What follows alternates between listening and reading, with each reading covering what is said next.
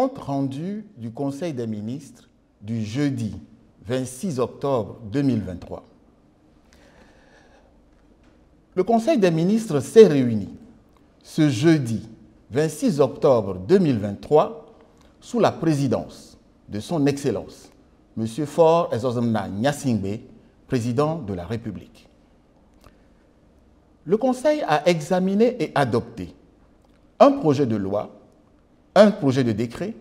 et écouté 4 communications. Au titre du projet de loi, le Conseil des ministres a examiné et adopté un projet de loi portant protection du droit d'auteur, des droits voisins et des expressions du folklore. La protection de la propriété littéraire et artistique dans notre pays est régie par une loi du 10 juin 1991 portant protection du droit d'auteur, du folklore et des droits voisins. Depuis son adoption, d'importantes évolutions sont survenues au plan communautaire et international. Dans l'espace UEMOA, 2 directives ont été prises, portant respectivement harmonisation des dispositions relatives aux droits d'auteur et aux droits voisins et harmonisation des dispositions relatives aux droits à rémunération pour copie privée au sein des États membres de l'UEMOA.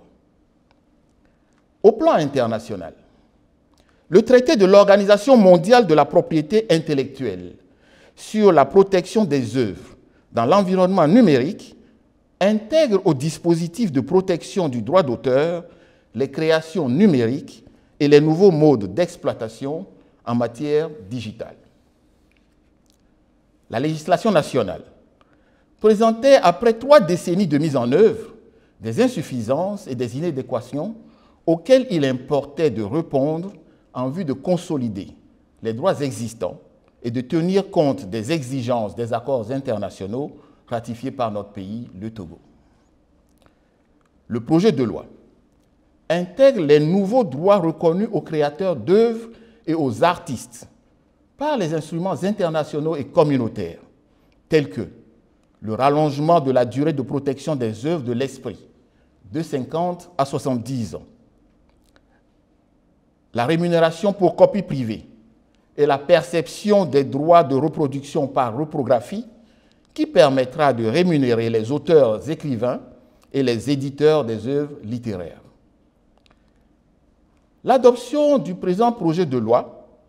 portant protection du droit d'auteur, des droits voisins et des expressions du folklore permettra de mieux protéger les droits patrimoniaux des créateurs et des artistes togolais et de contribuer ainsi au développement des industries culturelles et créatives. Au titre des projets de décret, le Conseil des ministres a examiné et adopté un décret portant création, attribution, organisation et fonctionnement de l'Office national des aires protégées, ONAP.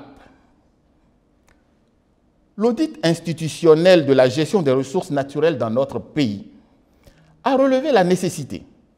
de confier la gestion des aires protégées nationales à une structure autonome pour une meilleure efficacité des interventions. Dans cette optique, ce décret met en place et organise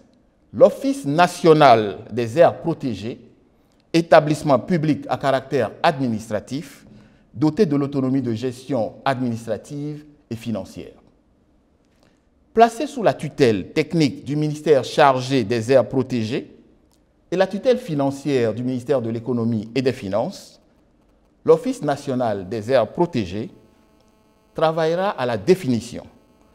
d'une vision stratégique et financière sur le long terme dans un cadre budgétaire cohérent. L'Office national des aires protégées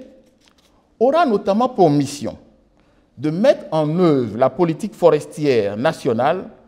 en matière de gestion durable des parcs nationaux, des réserves de faune, des réserves de gestion des habitats et des espèces, des zones de gestion des ressources naturelles, des zones d'intérêt cynégétique et des jardins zoobotaniques. il permettra un meilleur portage des projets et programmes d'appui au développement des populations riveraines des aires protégées et l'animation d'un cadre d'échange favorable à une gestion participative des aires protégées par les populations et le gouvernement. L'Office national des aires protégées va d'une part assurer une meilleure coordination des interventions, garantir la durabilité des différentes réalisations et d'autre part, faciliter la mobilisation des ressources humaines, matérielles et financières appropriées pour remplir les missions essentielles de gestion des aires protégées. Au titre des communications, le Conseil des ministres a écouté une première communication relative à l'organisation, les 15 et 16 novembre 2023, de la 3e édition de l'Africa Financial Industry Summit, AFIS 2023, sommet de l'industrie financière africaine à Lomé, présenté par Madame le Premier ministre. Environ 1000 personnalités du monde de la finance sont attendues à Lomé pour ce sommet, qui offre un cadre d'échange de très haut niveau pour élaborer des solutions aux défis du secteur financier afin de construire une industrie panafricaine des services financiers plus inclusive, plus robuste et plus durable. Son Excellence, le Président de la République, a requis l'implication de tous les membres du gouvernement pour assurer le plein succès de cet événement. Le Conseil des ministres a écouté une seconde communication relative au schéma directeur d'aménagement et d'urbanisme du Grand Lomé, présenté par le ministre d'État,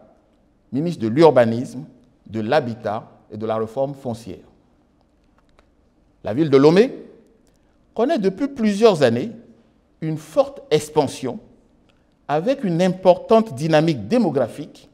qui rend nécessaire l'actualisation de son schéma directeur d'aménagement et d'urbanisme. Le Conseil des ministres va donc examiner un nouveau schéma directeur d'aménagement et d'urbanisme du Grand Lomé pour réglementer l'occupation spatiale, remédier aux déséquilibres structurels et permettre un développement harmonieux du territoire. Le Conseil des ministres a écouté une troisième communication relative au schéma directeur d'aménagement du littoral, présenté par le ministre de l'Économie maritime, de la Pêche et de la Protection côtière. Prévu par une loi du 25 mai 2021 relative à l'aménagement, à la protection et à la mise en valeur du littoral, le schéma directeur d'aménagement du littoral doit être fondé sur des données scientifiques et adopter une approche de gestion intégrée de l'écosystème. L'adoption prochaine du schéma directeur d'aménagement du littoral permettra une meilleure rationalisation de l'espace et une bonne exécution des projets de développement afin de répondre aux défis de la montée des eaux liés au changement climatique. Le Conseil des ministres a écouté une 4e communication relative aux dispositions prises pour la campagne de commercialisation 2023-2024 du soja graine et de ses produits dérivés, présentée conjointement par le ministre du Commerce, de l'Artisanat et de la Consommation locale et le ministre de l'Agriculture, de l'Élevage et du Développement rural. La filière soja est l'une des filières porteuses identifiées dans le cadre de la mise en œuvre de la feuille de route gouvernementale 2020-2025, compte tenu de son potentiel pour le développement de l'agro-industrie et l'amélioration des revenus des producteurs. Le Togo consolide depuis plusieurs années sa position de premier pays exportateur de soja biologique vers l'Union européenne. Au démarrage de la campagne de commercialisation 2023-2024, un communiqué conjoint des ministres chargés du commerce et de l'agriculture a donné les orientations générales du gouvernement visant à assurer aux acteurs de la filière une campagne favorable. Son Excellence le Président de la République a instruit le gouvernement de mettre un accent particulier sur les mesures visant le renforcement de la traçabilité et la facilitation de l'accès à la certification du soja biologique et de ses produits dérivés. Fait à Lomé, le 26 octobre 2023, le Conseil des ministres.